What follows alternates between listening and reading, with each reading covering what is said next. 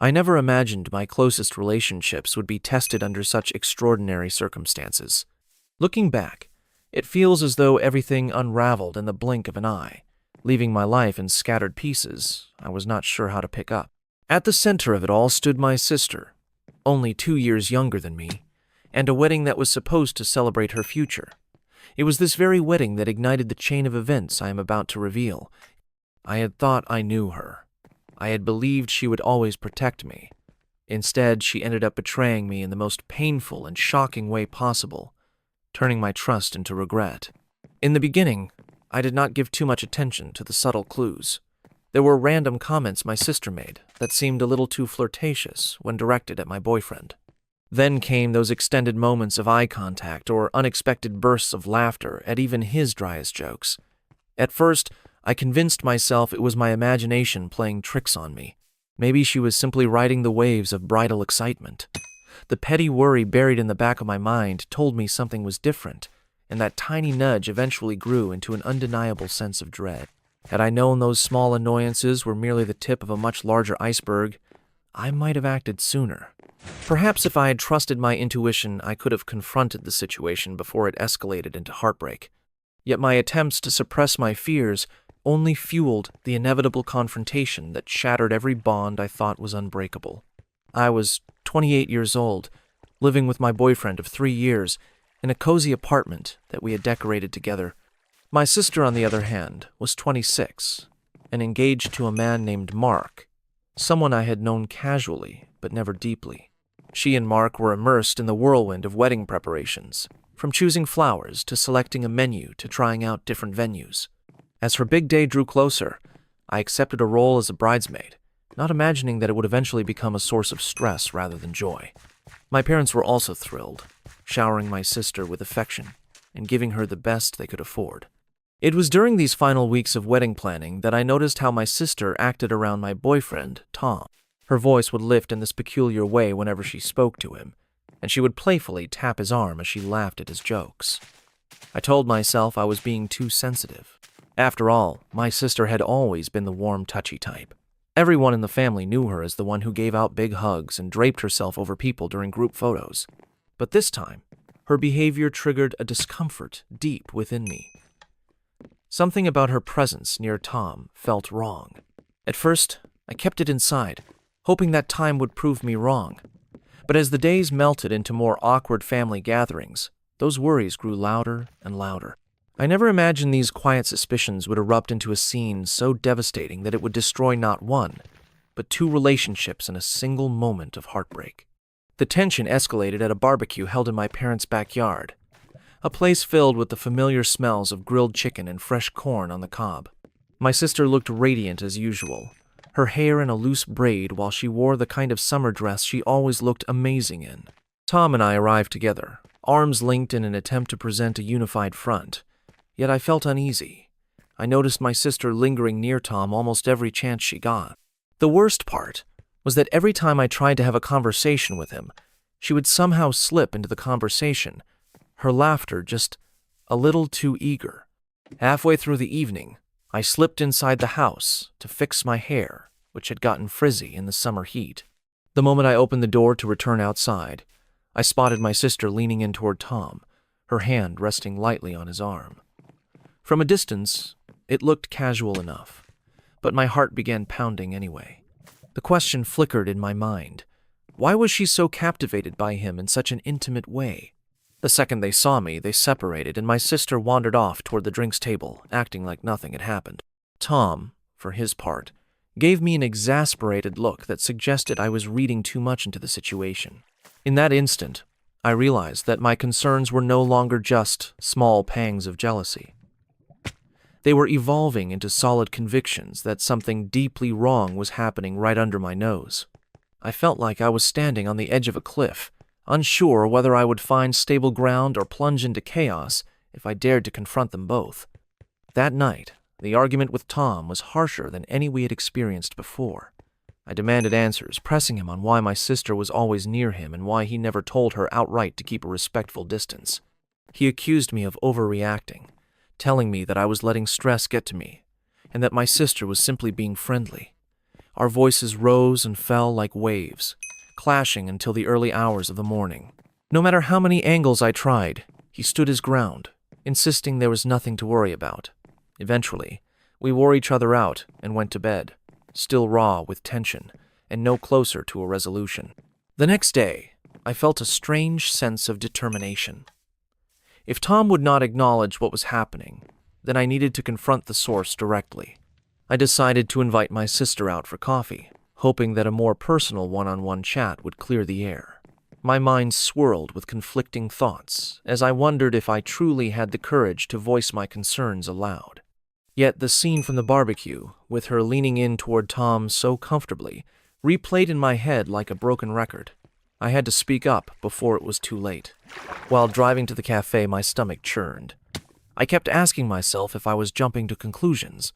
I kept imagining worst-case scenarios. But I could not push away the sinking feeling that I was about to open a door I might never be able to close again. We met at a small cafe that was known for its pastries and artisan coffees. My sister arrived a few minutes late, appearing excited to see me at first, or so it seemed. I tried to match her cheerful tone, but I felt my mouth go dry every time I considered bringing up Tom. She started talking about last-minute wedding details, from the final dress fitting to the honeymoon itinerary. She seemed completely oblivious to the possibility that I had called her there for something serious. Before I lost the nerve, I halted her mid-sentence and said we needed to talk. My voice sounded tight, even to my own ears. She asked me what was wrong, leaning forward with a curious look on her face. Summoning all my resolve, I told her plainly that I noticed how she had been acting around Tom. I mentioned the extra laughter, the subtle touches, the constant proximity. Her expression changed from confusion to anger in a matter of seconds, as though my accusations were an unwarranted attack. For a moment, it felt like the entire cafe grew quiet, even though people kept sipping coffee and chatting around us. My heart pounded so loudly I could feel it in my ears. If I had known that this confrontation would be just the start of an even greater nightmare, I might have backed away right then. She called me paranoid, insisting that Tom was like a brother to her, and that she was naturally affectionate. I did not budge, reminding her that there was a line one simply does not cross with another person's partner. Her dismissive laugh stung, and I found my face flushing with frustration. As I pressed further, her attitude only hardened. She told me I was insecure, that I needed to trust the people I loved instead of seeing betrayal at every turn. Yet her words rang hollow to me. We stood up at the same time, and I realized this discussion was going nowhere. Her reaction revealed a deeper truth. She would never admit to wrongdoing, especially not mere weeks before her wedding. She stomped out, calling me ridiculous as she left. I sat back down, feeling tears threaten to spill over. Part of me wondered if maybe I was indeed crazy, but another part held fast to the observations I had made over the past weeks. On the drive home, I clenched the wheel so hard my knuckles turned white. Despite how painful that meeting had been, I could not shake the sense that something darker lurked beneath her defensive words. If she was truly innocent, why would she react with such fury? Back at the apartment, Tom was waiting. As soon as he saw my red-rimmed eyes and the slump in my shoulders, he asked me what had happened. I recounted every detail of my discussion with my sister, from the moment she sipped her latte to her abrupt exit. I expected him to be as outraged as I was. Instead, he seemed deeply worried that I had initiated a confrontation just before her big day. He told me that such direct accusations might have been too harsh. My throat tightened as he repeated, once again, that maybe I was reading too much into her behavior. I felt a surge of anger that he could not understand how real this was for me. Yes, I had no concrete proof beyond suspicious glances and touches, but my instinct was screaming that something was wrong. I needed him to stand up for me, to acknowledge that he too had noticed her clingy approach. Instead, I was left alone in my convictions, made to feel like I was the one causing unnecessary drama. Our argument escalated, echoing the tension from the night before. Eventually, we fell into a weary silence, each retreating to our own mental space to nurse our frustrations. Little did we know that our time of uneasy peace was running out. The events about to unfold would dwarf all of our previous fights and suspicions, leaving behind a crater of betrayal no one would be able to ignore. The days that followed were a blur of silent tension, with me trying to decide if I should apologize to my sister or continue to hold my ground. My parents called me more than once, saying Sarah was upset and that I needed to fix the situation before the wedding. When I tried explaining my position, they gently pointed out that I might be under stress, especially because the engagement and planning process can slight jealousy. They treated me with a careful politeness, as though they did not believe me but did not want to upset me further. I felt caught between wanting to keep the peace for the sake of the wedding and wanting to defend myself from what I perceived as a real threat to my relationship. Tom, to my deep frustration, had decided to distance himself from any discussions about my sister. If she happened to message him or talk to him in a family context, he would keep it short and sweet, but would not openly rebuff her. He insisted there was no reason to create a scene. My doubts only grew stronger. All the while, my sister refused to speak to me at all. That silence weighed heavily on me. Something about her avoiding me so fiercely made the knot in my stomach twist tighter. If she truly felt innocent, why was she not trying to mend things? A week before the wedding, I visited my parents' house to drop off some items they had requested, including a special family photo album they wanted to display at the ceremony. I arrived around midday, expecting to find my mother in the kitchen preparing lunch. My father was probably outside tinkering with something in the garage. The sun was hot, and the cicadas buzzed in the distance as I walked up the driveway. My heart fluttered with apprehension, especially because I knew Sarah might be there as well. I approached the front door and heard muffled voices. Nothing strange in a house where planning a wedding was in full swing, right? That is what I told myself, until I stepped around the corner, heading toward the side door that opened into the kitchen. My hand froze on the doorknob when I saw a flash of something near the edge of the garden. I peered between the shrubs, trying to understand what I was seeing. That is when reality slammed into me with a force I had never experienced before. All of my worst suspicions were suddenly confirmed in one single glimpse. In that fraction of a second, my world tilted off its axis, and the breath rushed out of my lungs. Everything I had worried about, everything I had argued with Tom over, was now playing out in living color right in front of me. I saw my sister pressed against Tom, her arms wrapped around his shoulders as he leaned down to kiss her. It was not a mild peck or a friendly hug that could be brushed off as innocent. This was a passionate embrace, complete with lingering closeness that told me they had done it before. My bag slipped from my grasp and landed on the pavement with a dull thud, which I scarcely noticed because my entire body was paralyzed by shock. For a moment, it felt like my soul had vacated my body. I could not move, could not scream, could not even blink. It was as though time had slowed to a horrifying crawl. My sister's hair fell over her shoulders, and Tom's hands were wrapped around her waist. Before I could even process what I was witnessing, a scorching wave of anger and betrayal slammed into me. That jolt of emotion yanked me out of my paralysis, and I let out a ragged cry that sounded foreign to my own ears. The sound was enough to shatter their little bubble of infidelity. They sprang apart, eyes wide with shock, guilt etched plainly across both faces. In that moment, the entire universe seemed to narrow down to the three of us in my parents' garden, standing in a triangle of betrayal and heartbreak. My sister's face turned ghostly pale, her eyes brimming with tears of panic. Tom tried to say something, stumbling over words that made no sense. "It is not what it looks like," he mumbled, even though it was exactly what it looked like, and we all knew it. I felt the sting of tears hot against my cheeks, an electric blend of humiliation, rage, and heartbreak. All the arguments, doubts, and fears had led me to this dreadful moment of confirmation. I demanded to know how they could do this to me, my voice cracking with a fury that made me tremble. My sister moved toward me, hands outstretched as if she thought I would accept her embrace. The sheer audacity made me flinch back.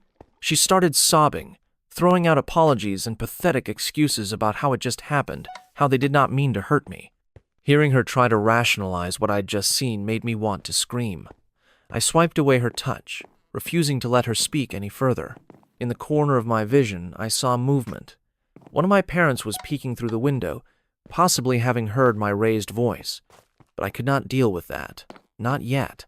My heart thundered in my chest as I stared at Tom, the man I had loved for 3 years, and saw nothing but betrayal reflected in his eyes. Then the tears took over. I found myself crying so hard my throat burned, each sob ripping from me like a physical wound. My sister was crying too, though her tears only fueled my anger. Tom reached out and tried to place a hand on my shoulder, but I slapped it away. There was no comfort to be found in his touch, not after watching him in that embrace. I could still see the two of them locked together, an image forever seared into my mind.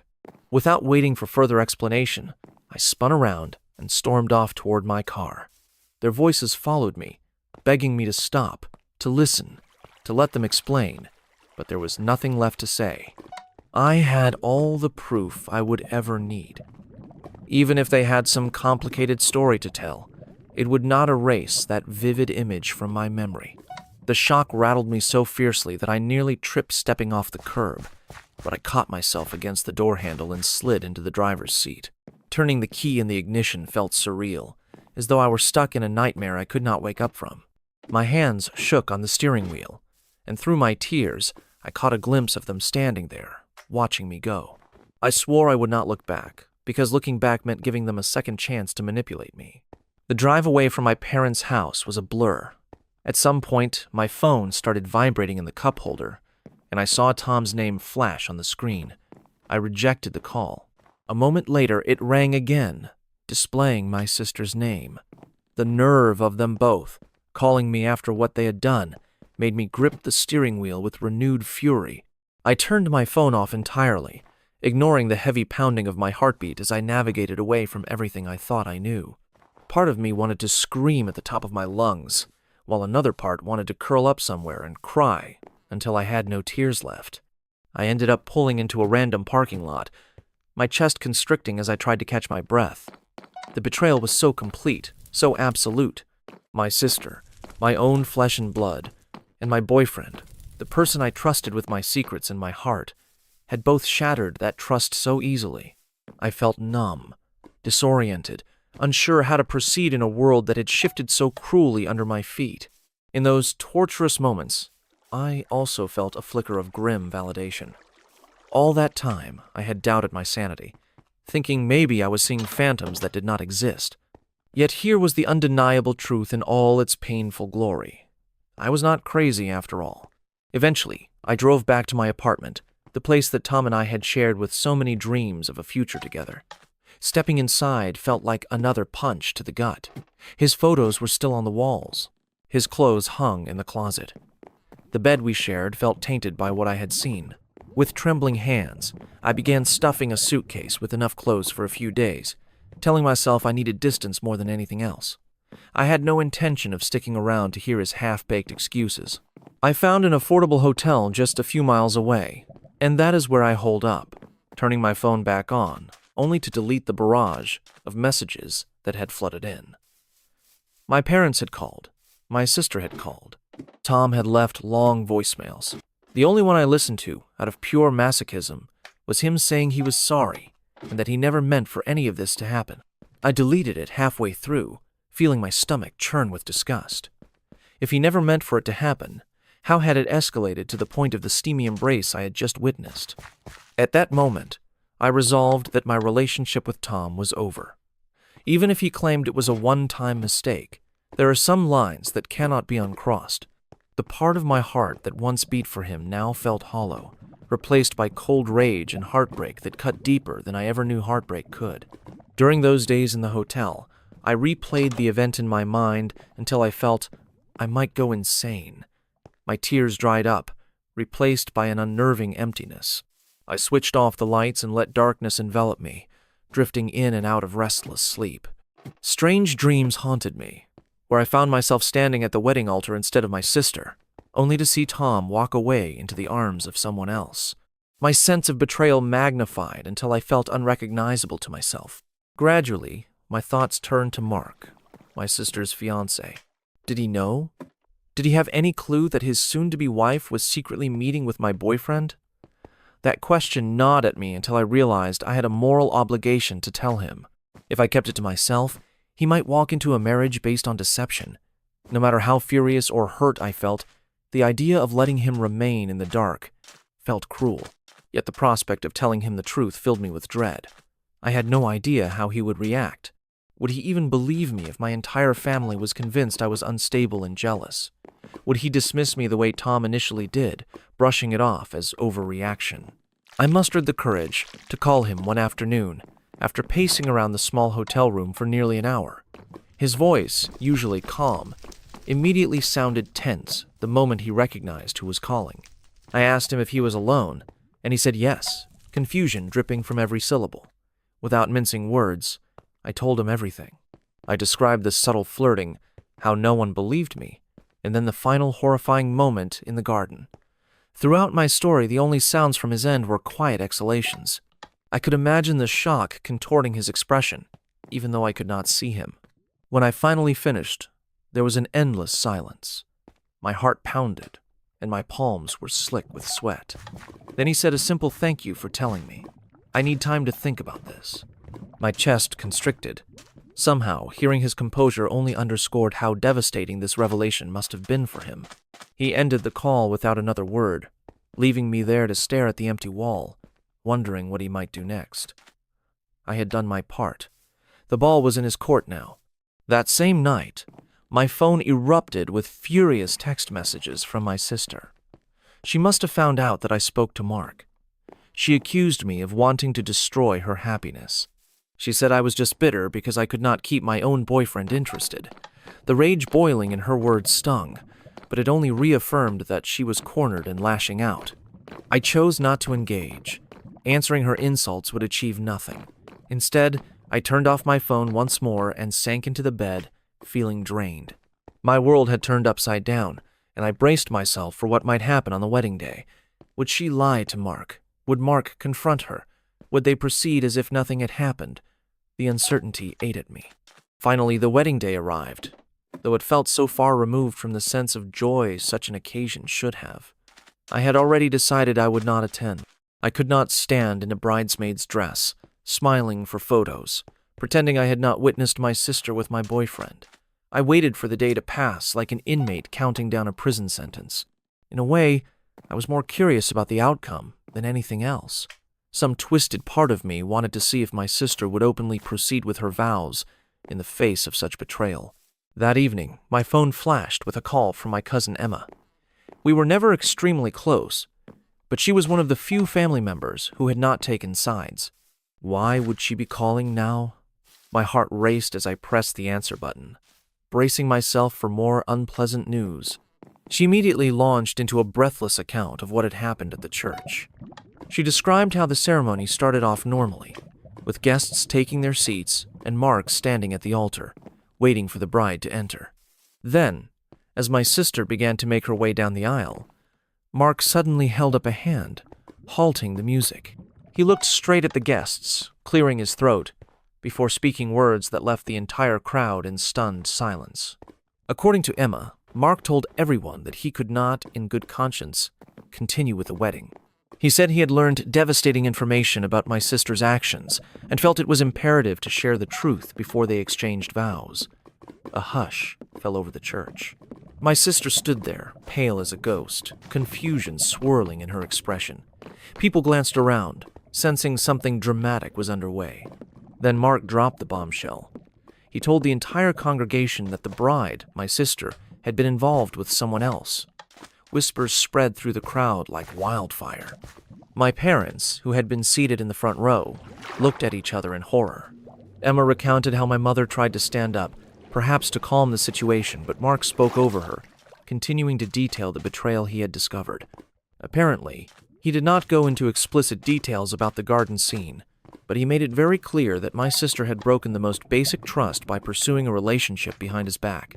Tears streamed down my sister's face as she attempted to step forward, arms extended, but Mark shook his head. He apologized to the guests for the scene, but insisted that honesty was more important than saving face. My parents were visibly distraught, unsure whether to console my sister or confront Mark. Some guests tried to get Mark to reconsider, urging him to talk privately with his bride, but he stood firm. He said that if he had learned anything from my sister's secret actions, it was that open communication should never be postponed in a serious relationship. Then he simply walked out of the church, leaving a congregation of stunned people, some shifting uncomfortably in the pews, others standing to get a better look at my sister, who was crying uncontrollably. Emma described the chaotic aftermath. My father began calling out for Mark, while my mother rushed to my sister, trying to gather her into an embrace. People started filing out, confused and buzzing with the scandal of it all. In the midst of it, my sister stood frozen, tears dripping down her cheeks, her bridal gown puddling around her feet like a symbol of the day that was never to be. As Emma recounted these details, I felt an odd mixture of relief and sorrow. My sister's betrayal was brought out into the open for everyone to see. No one could accuse me of lying or being paranoid anymore. Yet at the same time, this was still my family. My parents were humiliated. My sister was devastated. And all of this was happening in front of a large crowd that had come expecting a celebration of love. Emma told me it was one of the most intense scenes she had ever witnessed at a wedding. After Emma finished, she quietly asked if I was okay. I could only tell her I was relieved that Mark knew the truth, even though the consequences were heartbreaking for everyone involved. She mentioned that my parents kept asking where I was, but I told Emma I could not face them yet. It was all too raw, too painful to stand in that atmosphere. Seeing my sister in her wedding dress, knowing she had tried to hide the damage she had done. Once I hung up, I sat there, staring at the hotel room ceiling, wondering what the future would hold for my family. Would my parents ever forgive me for revealing the truth to Mark? Would they finally realize that my sister was the one who betrayed us all? Or would they cling to the idea that I had instigated the collapse of the wedding? In the days that followed, the fallout rippled through the entire family. My parents were mortified by the public spectacle. They demanded answers from my sister, who sobbed while blaming me for exposing her secret. According to the snippets I heard from relatives, she tried to claim she never intended to let things go that far, that it was just flirting at first. That was enough to push me into another wave of anger and hurt. Flirting is one thing, but I had caught them in a passionate moment I could never erase from my mind. Meanwhile, Tom tried reaching out to me with long text messages, claiming he had made a terrible mistake, that he was confused and overwhelmed by the wedding mania. He insisted that nothing physical had happened until that day in the garden, which I found impossible to believe. Even if it were true, I did not care. My trust in him was obliterated. I did not respond. Instead, I blocked his number, unwilling to feed the cycle of justification and heartbreak. All around me, the debris of this disaster lay strewn like shards of broken glass. My friends took sides. My extended family whispered among themselves about the dramatic collapse of the wedding. I wished I could vanish into a new life, free from the memories that replayed nonstop in my head. Eventually, I knew I had to confront my parents. I could not stay hidden away in that hotel forever. They deserved an explanation from my perspective, and I needed them to hear me out. When I arrived at their house a few days after the wedding, the tension in the air was suffocating. My mother greeted me with red eyes, while my father looked weary, as though he had aged years in just a short time. They sat me down in the living room, the same room where countless family gatherings had taken place. My mother was the first to speak, her voice tight with emotion. She asked how I could have done something so drastic, revealing the truth right before my sister's wedding. I almost laughed at the phrasing, as if me telling Mark the truth was more shocking than my sister's betrayal itself. My father tried to mediate, but he seemed more inclined to side with my mother. They wanted to believe that the wedding fiasco was a result of my interference. I inhaled deeply, knowing I had to keep my emotions in check. This was my last chance to make them see the reality of what had happened, to show them that I was not the cause of this catastrophe. The truth was, I explained, in painstaking detail, how I had felt for weeks. I laid out the evidence of my sister's flirtations, how everyone dismissed me, how Tom insisted it was harmless. Then I relived the horrifying moment I witnessed in the garden, seeing Tom and my sister locked in that intimate embrace. As I spoke, tears welled up, and my mother's expression softened. My father frowned, his brow creased with concern. It was as if the severity of my pain finally began to register with them. They admitted my sister had been a wreck after the wedding was called off. She locked herself in her old bedroom at their house, refusing to come out except to eat, sobbing day in and day out. My mother tried to comfort her, but my sister would not open up about the extent of her relationship with Tom. She apparently told them it was a moment of weakness, something that got out of control in a moment of confusion. The anger in me flared up again, hearing her downplay it like that. Yet I tried to remain calm. Slowly, I saw a shift in my parents' attitude. They realized that no matter the circumstances, I had discovered something deeply damaging. Hiding it would have been even more catastrophic in the long run. My mother's tears spilled over, and I could not tell if they were for me, my sister, or the whole family. Perhaps all of the above. I stayed a while longer, answering their questions about how Tom and I got together, how we used to plan our future, and when I first grew suspicious of my sister. Talking it all out felt like ripping open a wound, but it also carried a strange catharsis. By the time I left that evening, my parents' resentment had eased, replaced by a solemn acceptance that this was the reality we now lived in. They were not happy about how the wedding collapsed in public, but they understood my role in it was simply bringing the truth to light. Mark, on the other hand, cut off all contact with my sister. I discovered through mutual acquaintances that he left town for a few weeks, possibly to clear his head. I could not blame him. I imagined the heartbreak he felt was equal to my own, maybe even worse, because he was the one who had been on the brink of marriage. He had invested so much in building a life with my sister, only to watch it crumble in front of friends and family. A cousin told me that Mark was staying with a friend, ignoring most phone calls, though he did text my sister once to say he hoped she got help to figure out why she made the choices she did. Those words resonated with me. The question of why. Why had my sister done it? Why did she jeopardize not only my relationship, but her own future wedding as well? The answers eluded me, but the ache of betrayal gnawed at my thoughts every day. Weeks turned into months. I made the decision to end my lease on the apartment I shared with Tom, unable to walk around those rooms without feeling the memories weigh me down. I found a smaller place closer to my workplace, a place that gave me a fresh start. My furniture, my pictures, and my entire sense of self felt like it needed rearranging. I put away the photos of me and Tom, unable to bear looking at them. Some nights, I still woke from nightmares of seeing them together in my parents' garden, but I tried to remind myself that healing could only come with time. During that period, friends came out of the woodwork to show support. A few of them told me stories of betrayals they had experienced, as if sharing in that pain might help lighten mine. I was touched by their empathy, but also felt more aware of how quickly a trusting relationship can unravel. My innocence about love and loyalty was shattered. I trudged through each day, leaning on therapy sessions to unpack the trauma and uncertain whether I would ever trust someone in that deep and intimate way again. If there was any small silver lining, it was the dawning realization that I was stronger than I knew. I might have been battered by heartbreak, but I was not destroyed. I had found the courage to confront both my sister and Tom, and in the end, the truth had come out. That might not have seemed like a victory, but it was a form of liberation I desperately needed. My sister eventually reached out to me, months after the wedding fiasco. She sent me a long message, explaining that she was in therapy herself, trying to untangle her reasons for sabotaging her own wedding. She claimed she missed having me in her life and wanted a chance to talk. I stared at the message for a long time, my emotions swirling. Part of me still burned with anger at the memory of seeing her in Tom's arms, but another part acknowledged that she was my sister. We had grown up together, shared birthdays and holidays. Could I ever forgive her?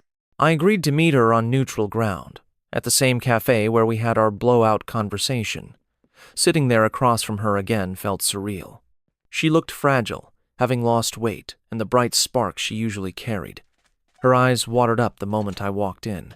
I could not bring myself to hug her, not yet, so we sat down quietly. She offered to pay for both our drinks as a peace gesture, but neither of us touched our coffees much. The tension coiled between us, thick and uncomfortable. She opened her mouth to speak, but tears came instead. For a second, I pitied her. Then I remembered how her actions had gutted me. My heart was torn in two directions. Even though I had missed her, I had not forgotten the depth of her betrayal. The scab covering the wound felt ready to tear open. When she finally managed to get the words out, she explained that she had always felt overshadowed by me. She claimed she never meant to genuinely steal Tom from me. She believed Tom was simply an escape, a way to feel desired. Apparently, she had worried that Mark was not actually in love with her, but was going through with the wedding out of obligation. She yearned to feel validated, and in a moment of twisted logic, she found that validation in Tom's attention. It was selfish, she admitted, and it spiraled out of control. The day I caught them was not the first time they had kissed. She cried, apologizing over and over, swearing she wanted to fix our relationship. I sat there, letting her words swirl around me. Did it matter how insecure she felt in her own relationship? Her insecurities had inflicted incredible pain on me and on Mark. Yet beneath my anger, I sensed her desperation to piece something back together. I told her that I appreciated her honesty, but that rebuilding trust would be a long journey. I was not ready to simply open my heart to her again, not after the magnitude of her betrayal. By the time we left that cafe, I felt emotionally drained. My sister appeared vulnerable and remorseful, but that did not change the facts. Perhaps time would ease the tension. Perhaps we would remain distant forever. The future was unclear, and I could not pretend otherwise. Meanwhile, Mark never reconciled with her. From what I heard, he found a new job in another city and moved on with his life. It pained me to think of his heartbreak, that day at the altar likely scarring him in ways I could only imagine. To stand in front of family and friends, about to say vows, only to walk away mid-ceremony. That took a level of resolve I almost admired. If I had not told him the truth, he might be stuck in a loveless, dishonest marriage, living a lie every day. So I did not regret telling him. The truth, while painful, had to come out. Tom, predictably, disappeared from my world. The last I heard, he had tried messaging me on social media from a new account, but I blocked it without reading whatever he wrote. I felt no desire to hear his apologies or explanations. It was clear that we had no future together, and any attempt on his part to wedge himself back into my life could only reopen old wounds. He made his choice, and that moment in the garden spoke louder than any set of excuses could. Sometimes I ponder the what-ifs. What if I had not confronted my sister so openly in that cafe? What if I had ignored my instincts and never spied them in the garden? Would the wedding have happened as planned? Would Tom and my sister have continued their affair in secret? The thought shudders through me, and I realize that even though the truth caused chaos, it was far better than living in a deceitful bubble. Life has a way of moving forward whether we are ready or not. Over time, I found new routines. I focused on my career, spent more evenings with supportive friends, and gradually let some of the anger and bitterness melt away.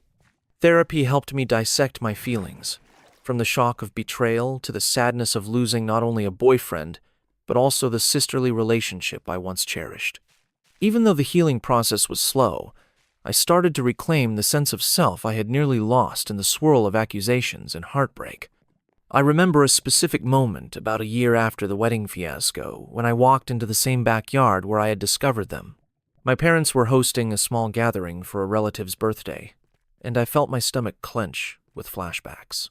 But the sun was shining, the air smelled like barbecue, and I realized that I was stronger than my memories. Yes, the betrayal had happened there, but I would not let one horrifying event define the rest of my life. It was one step in a long path of healing. Even so, that day served as a reminder that trust, once broken, is not easily mended. It forced me to be mindful of what I let into my heart, to carefully gauge the loyalty of the people around me. Some might call it cynicism, but I call it self-preservation. People often ask if I have forgiven my sister. The answer is complicated. I have reached a place where I can see her as a flawed person who made catastrophic choices. I can empathize with her struggles, especially the insecurity she described that led to her betrayal. However, full forgiveness is still a tall order. Maybe one day I will find it within myself to completely let go, but for now, I maintain a cautious distance. We occasionally speak, but our relationship feels more like an acquaintance than a close family bond. As for Mark, I never spoke to him again after that phone call. He quietly stepped away from our entire family, and nobody blames him. My parents sometimes express regret that they did not see the signs earlier, or that they did not intervene. But the truth is, none of us could have predicted how far it would go. When I reflect on the entire situation, I no longer feel the raw sting of heartbreak. Instead, I recognize it as a pivotal moment that tested my character and showed me who truly had my back. In the end, I learned that trusting your instincts is essential, even if everyone around you insists you are being paranoid. Sometimes, you are the only one who sees the cracks forming beneath the surface. By the time the rest of the world notices, it might be too late. So trust that voice inside you. It might save you from an even greater disaster. Looking ahead, I still hope for real love, an honest connection that does not unravel behind my back. Each day, I remind myself that although betrayal is painful, it does not define my entire story. I can choose to move forward, to build a future on the lessons I have learned, and to remain open to genuine people who earn my faith and respect. That does not mean I will forget. It only means I will not let bitterness rule my life forever. If you, the viewer, find yourself in a place of suspicion and doubt, remember that you have the right to protect your emotional well-being.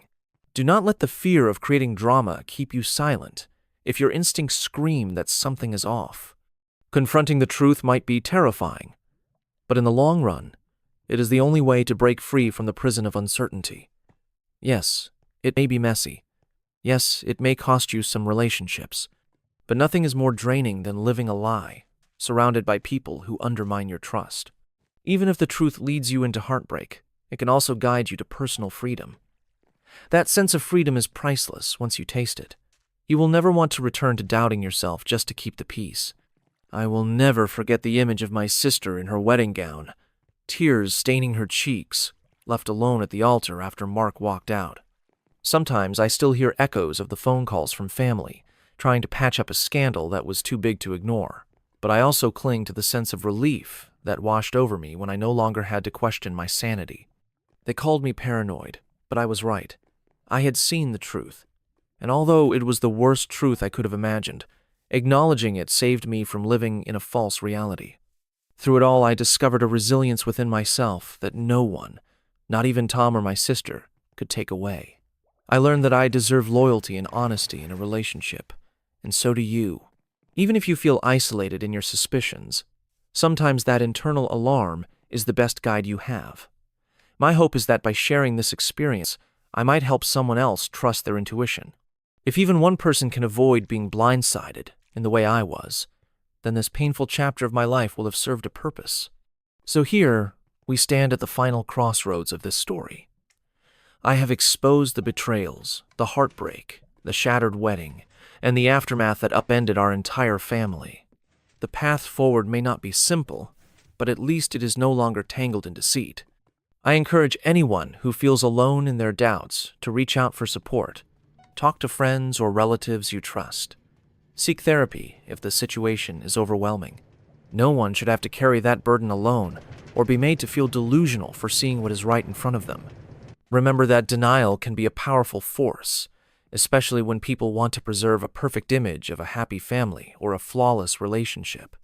As for my sister, she remains on a journey of her own. She occasionally sends me messages about her therapy progress, and sometimes we have awkward family dinners during the holidays. We avoid the topic of her wedding day, and there is a certain sadness in the air, as if we both know our connection has been permanently altered. We stand at a polite distance, united by blood but divided by the memory of what she did. Maybe one day we will find a truer sense of reconciliation. Maybe not. Only time will tell. Still, every so often, I catch a memory of us as children, whispering secrets in the dark under a blanket fort. I wonder if the day will come when we can share secrets again without the bitter taste of betrayal lingering on our tongues. That small, hopeful part of me clings to the possibility that redemption is not out of reach. Thank you for staying with me through this twisting, emotional journey. Whether you are here out of curiosity, empathy, or a personal experience of your own, I hope this story underscores the importance of speaking up. Remember that heartbreak, while painful, also has the power to reveal hidden strengths. If you see signs of disloyalty or double-dealing in your own circle, do not let anyone gaslight you into doubting yourself. Stand firm, trust your perceptions, and understand that sometimes facing the truth is the only way to find real peace. Betrayal may have rocked my life to the core, but it also gave me a chance to rebuild on sturdier ground. My sister lost her fiancé, and compromised our relationship. Tom lost my trust forever, and my parents had to face the fact that not every picturesque wedding was meant to happen. Life does not follow a neat script. Sometimes it throws you into chaos you cannot avoid. Yet even in that chaos, a new kind of clarity can emerge. That is the lesson I carry with me now. In a sense, it is the final echo of the story, urging anyone who listens to remember, trust yourself, stand by your instincts, and never let anyone convince you that your honest observations are delusions.